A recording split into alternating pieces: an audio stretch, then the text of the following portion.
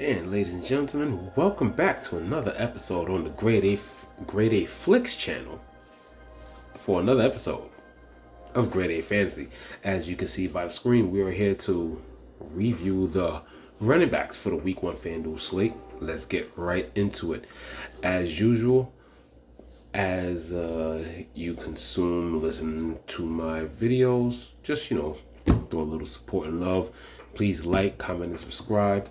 Also, once again, I'm going to start promoting a little more. Please, if you're interested, we have a little private league that I've been hosting the last couple of years. If you are interested, please drop or send me a private message of some sort, or put your FanDuel name in the comment section. I would love for you guys to join my little private league that I have. We are currently up to about 8 to 9 members into the league. Obviously, FanDuel, the max is about $10 a week.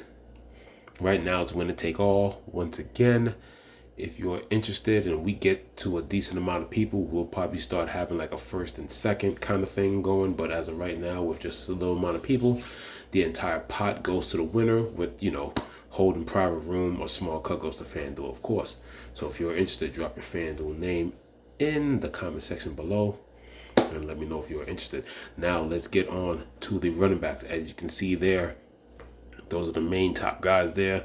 Bijan Robinson with a great matchup. Like I said, besides Pittsburgh, few big players, then of course TJ Watt. He should have the ability to catch some passes in the flat and should be able to run against a somewhat decent but not dominant Pittsburgh defense. Jonathan Taylor has a great matchup against a notoriously porous run defense in Houston for the past 2-3 years. Jahmyr Gibbs, once again, the 8 o'clock game is on the FanDuel slate. He is progressing well. He has, the extra few hours instead of worrying about having to play at 1 o'clock or 4 o'clock. He gets all the way up to 8:20 to rest up with the hamstring. If anything, I don't think he's gonna get ruled out. But I would say, here's the thing about Jahmyr Gibbs. I think he's gonna be active, but if you remember how they were cautious with him last year because they didn't want to throw too much at him. They have a lot of high hopes for how skilled he is. But do y'all remember last year how they took it easy with him? Like, it seemed like he made big plays, but they themselves held him back and they let David Montgomery take the brunt of the snap count in the beginning of the season, and then they didn't really release Jahmyr Gibbs. If we look back, if I remember, without looking back at this, I don't think it was about to like week 6 or week 7 where they really started letting Gibbs get a lot of snap count. As you can see here, seven carries, 9 targets, 7 receptions. He got one game. I think Montgomery did get hurt early, so he did get 17 carries there. But it really wasn't until that 26 carry where he consistently started having a high amount of carries, as you can see there, from the backfield. Anybody could come in on third down or second down to catch passes. But after week 5 or week 6, after that amazing game he had, he followed it up with a 24-point game, an 18-point game, as you can see there. But the carries just stayed steady and increased instead of being high it was early in the season with a 7, 17, and dropping back to 8. It just had a steady consistency right there. So if there's anything, I still think Jahmyr Gibbs is playable. It's just one of those you're going to have to listen to the news to figure out what's going on. Because on top of Jahmyr Gibbs, we'll just scroll down a little bit because whatever Jahmyr Gibbs does, it affects David Montgomery. If anything happens to Jahmyr Gibbs and it is said that he is going to be on some type of snap count or limited, I think David Montgomery not only is going to be a popular piece, but it's also going to be one of those pieces that, since it's at the end of the night, you might want to counteract and maybe fade him, for a tournament play, and maybe go with the Amon-Ra St. Browns or Sam Laporta, because at 7,000, end of the night, nobody else is scoring. Like I said, there's going to be a lot of people with their whole lineup played out throughout the day, with a decent amount of people still with a spot here and there. David Montgomery will definitely pop, but if Gibbs is there, Montgomery's a better play because the ownership won't be as high. In that same game, you're going to have Kyron Williams. Didn't have the best game against Detroit in that playoff game at Detroit, but like I said, he's used in multiple ways. He's good for 7,800. You got Rashad White, one of my favorite fantasy players, against Washington. whatever he doesn't do, like I say, he wasn't the most efficient with running, but whatever he does, he could definitely make up for it in the volume of carries that he gets and receiving out the backfield. I think he's going to be a solid play. James Cook should be a solid play because if Buffalo starts blowing out Arizona by the second half, I see James Cook getting at least third quarter and at least beginning fourth quarter run to help run out the clock so Josh Allen doesn't have to take any hits or chuck the ball downfield for any risky plays. One of my favorite plays is Travis Etienne on the slate, 7,500 against Miami. Like I said, I think that Miami defense is slightly overrated. Yes, they kind of have the advantage the way they have their opponents sitting in the sun, baking in the sun in that Miami humidity. But like I said, it's Jacksonville. They kind of get that same thing too. So I don't think that kind of situation affects them as well. But like I said, Travis Etienne once again in a great spot.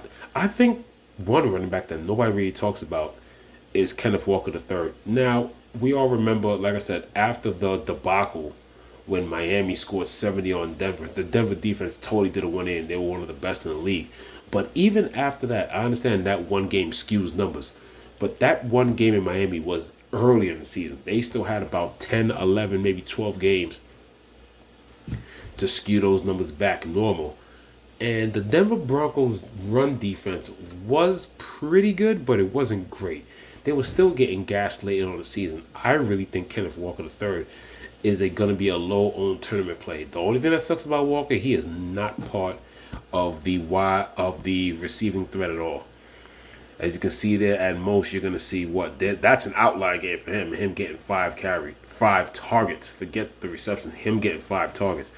But other than that, as long as he stays healthy and gets the good run blocking, I don't really see Kenneth Walker really doing anything. Yes, he was dinged up last year. The whole Travis Homer and all that other stuff, Charbonnet rumors. No, that backfield is his. I think Kenneth Walker at home can gash up the Denver defense. Denver defense did have some changes here and there. So I think he's a tournament play. I think he's a solid tournament play at 7,400. I'll definitely be looking at him. Like I said, there's a lot of guys we could talk about, but I'm talking about who are my favorite plays. Like I said, we were talking about Montgomery. Like I said, it's going to be interesting to see what Achane and Mostert do, which is why they're so close together. This is definitely one of those things where they'll divide themselves as the season goes on, but not really trying to be bothered and figure that out this week.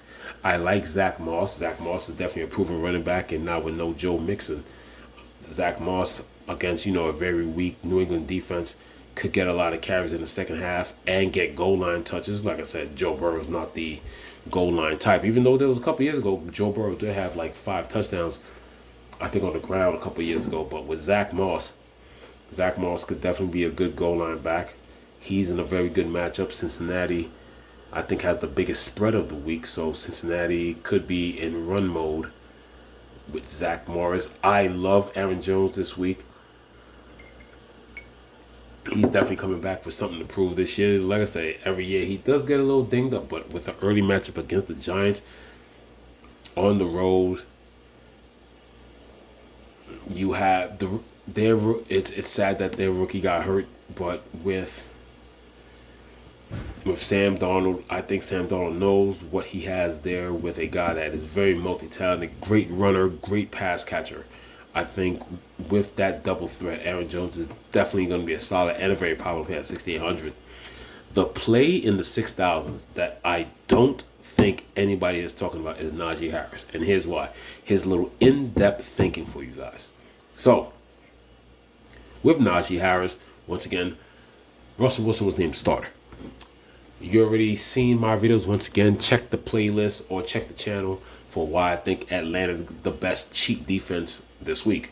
But the reason why I like Najee's no slouch on the ground. Like I said, 2 straight years are pretty much the same thing. Slow starts running. He gets the availability, and it also seems that Jaylen Warren will be available.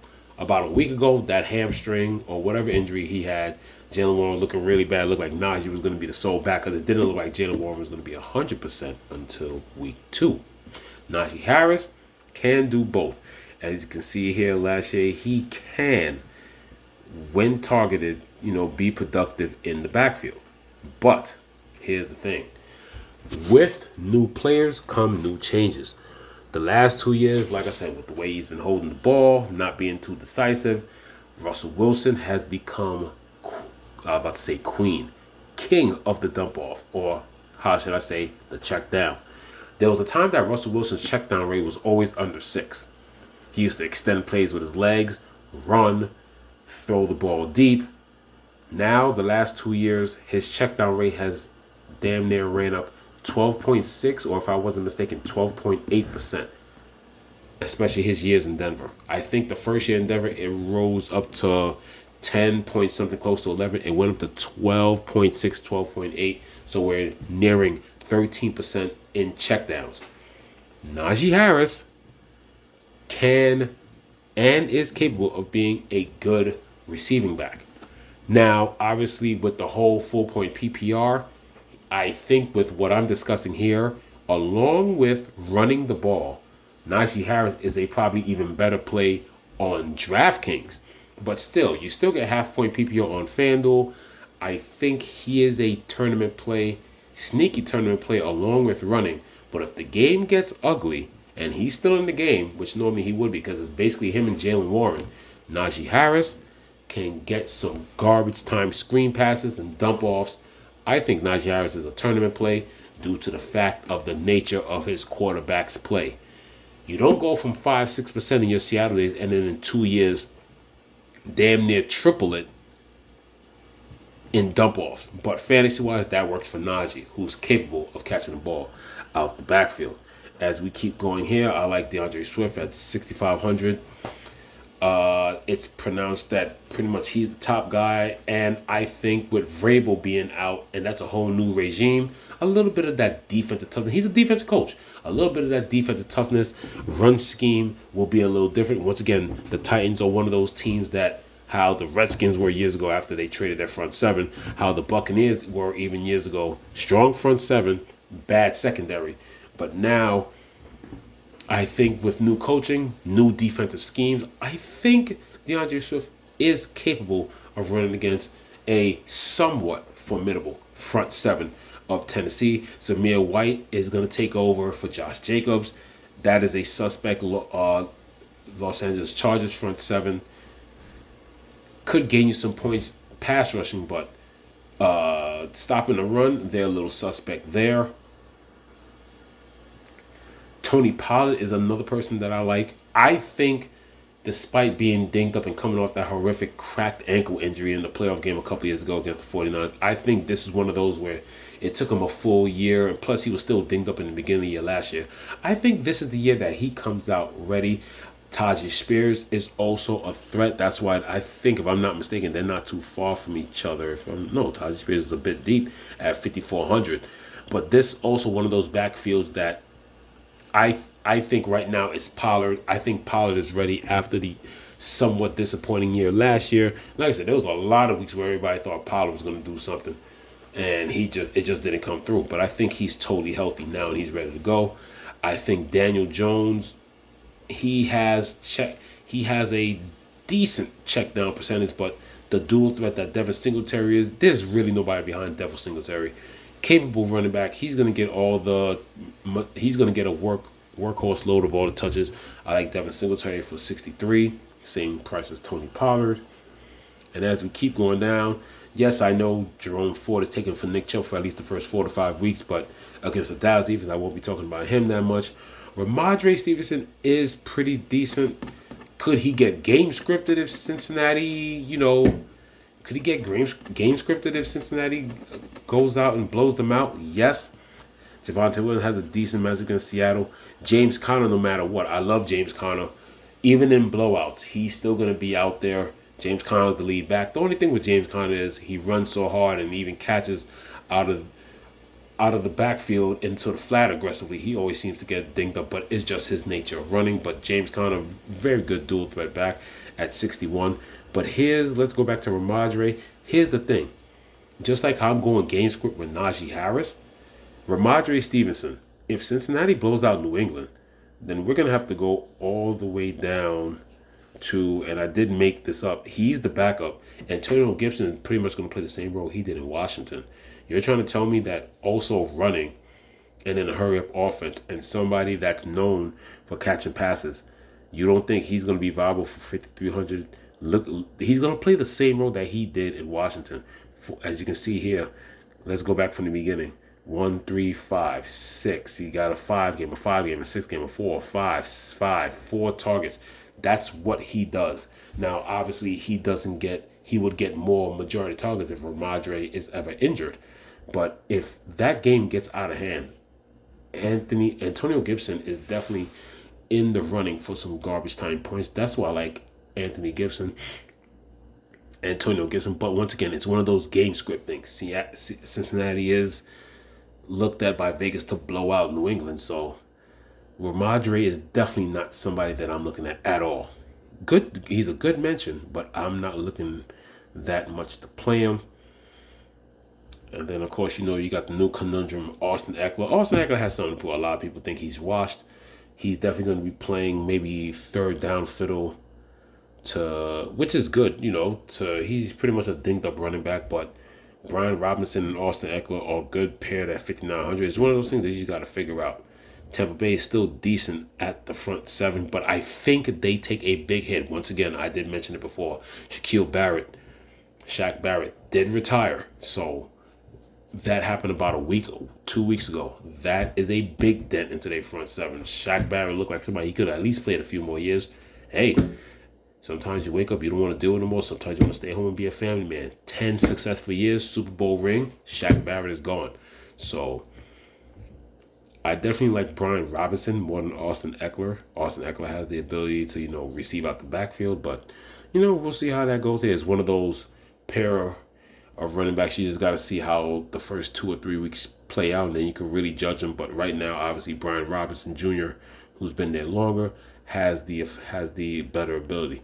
Zeke, once again, with the reunion, but I don't really like his matchup against Cleveland. You got Chuba Hubbard. I don't really like the matchup. New Orleans is one of those defenses that pretty much acts like a Super Saiyan when they're at home. They like to bring up the energy. Chase Brown, the backup for Moss, the rookie. Could he get some run? Who knows? But if Zach Moss would ever go down with injury, Chase Brown is always somebody to look at. I like Rico Dowdle. He is not the explosive guy how Tony Pollard was when Zeke was getting ready to leave Dallas. But we all know Zeke is not capable. Now, can Zeke hold your team down for 2 or 3 weeks because the running back is injured with an ankle or a knee injury? Yes. But over the course of the season, I like Rico Dowdle. The only thing that makes Zeke viable is Dallas offense is still good enough to drive the ball. Zeke is going to get the inside the 5 carries. But Rico Dowdle seems like to be the more explosive guy to get the in-between 20s and he's the one to get the screen passes and get some explosive runs. Pretty much Rico Dowdle is the new Tony Pollard. I do like him for some leverage standpoints, but once again, if you have Zeke getting the goal line carries, Rico Dowdle is pretty much mute possibility at best. Rico Dowdle is definitely somebody you look at if Zeke ever gets injured. And as you come down here, the value is definitely not. I mean, the value is there. Like I said, I do like Rico Dowdle as a tournament play. Antonio Gibson because of the game script. Tajay Spears. You got Chuba down here. You got Zeke goal line muncher at 5,800.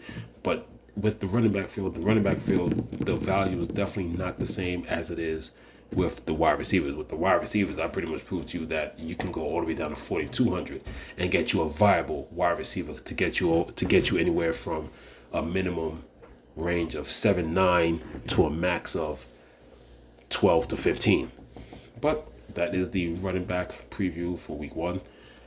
Tomorrow, we will end the week 1 preview with the tight ends and the defensive special teams picks. With the previous videos before, I already went over the Falcons. Obviously, I will mention them again tomorrow. But as for now, we are done with the running backs preview. Other than that, everybody, please enjoy and be safe on your Labor Day weekend. This is Grade A Fantasy on the Grade A Flicks channel. Signing off.